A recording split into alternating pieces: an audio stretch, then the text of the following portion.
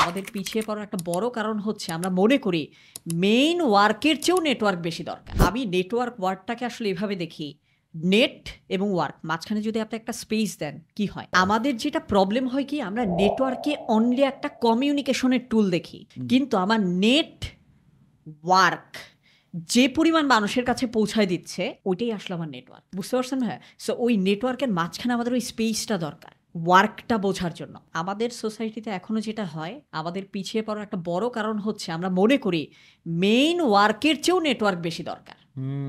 বিষয়টা একদমই তা না। আমার মেইন স্কিলটা আগে দরকার, ফাউন্ডেশন দরকার, then I need to be noticed by the right people in the right time for the right reason. তিনটা ইম্পর্টেন্ট। সঠিক মানুষটারও আমাকে চিন্তা হবে, সঠিক কারণে চিন্তা হবে, সঠিক সময়ে চিন্তা হবে। তাইলে ওই নেটওয়ার্ক থেকে আমি আসলে বেশি কিছু নিয়ে আসতে পারবো।